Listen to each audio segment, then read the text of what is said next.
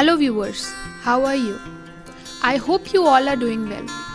The information I am about to share today is very important for you to know if you are in class 9 or 10. You may be a sincere kid who works hard to get a desired result. But let me tell you one thing, this is not enough. After doing everything, you'll still end up with 85 to 90%, and that too if you work harder than usual.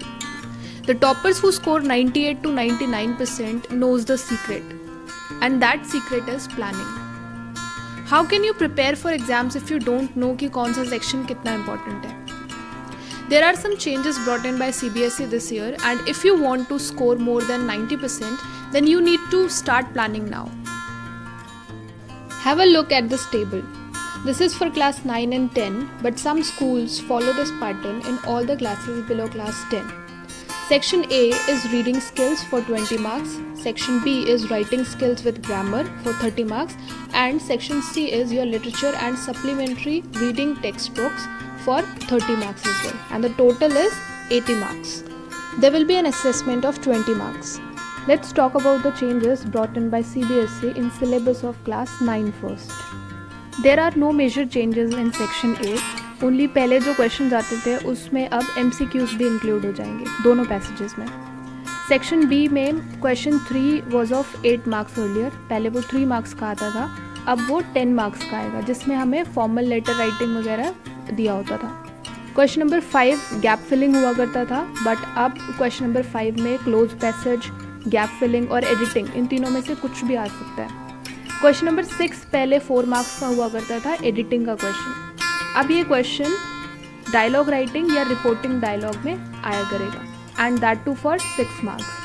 Question 7 जो हुआ करता था sentence formation, वो अब delete कर दिया गया है. सिंस क्वेश्चन नंबर 7 डिलीट हो गया है तो हमारा क्वेश्चन नंबर 8 जो है वो क्वेश्चन नंबर 7 बन जाएगा.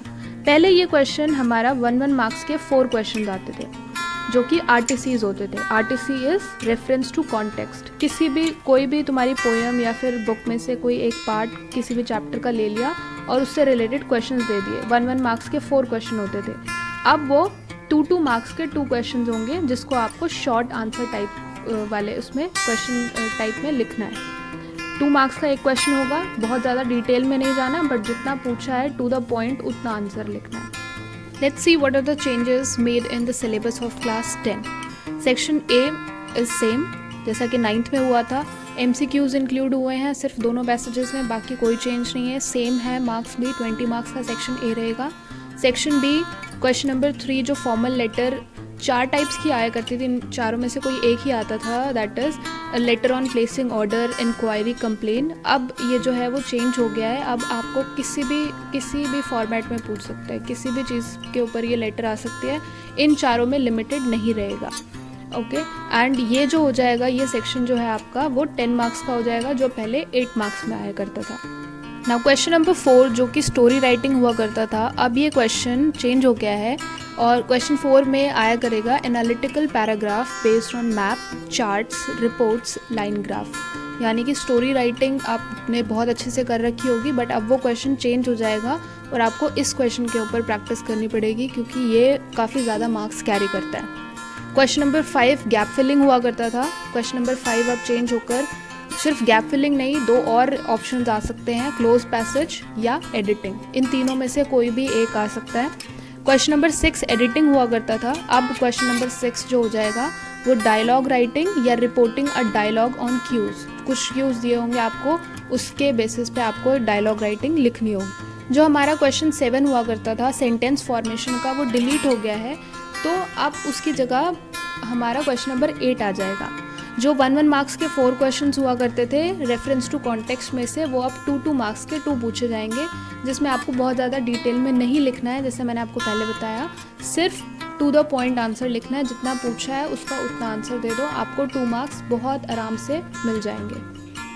नाउ लेट्स सी SST में क्या क्या चेंजेस हुए हैं.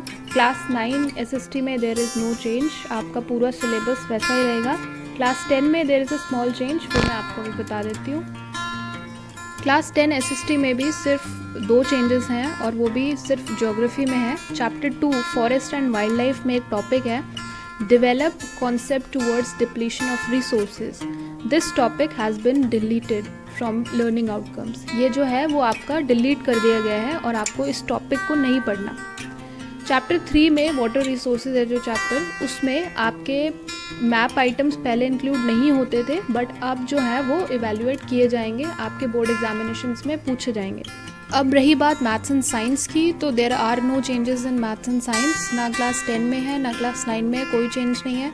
अब आप डिसाइड कर लो कि ये गुड न्यूज़ है या बैड न्यूज़ है, but there is no change.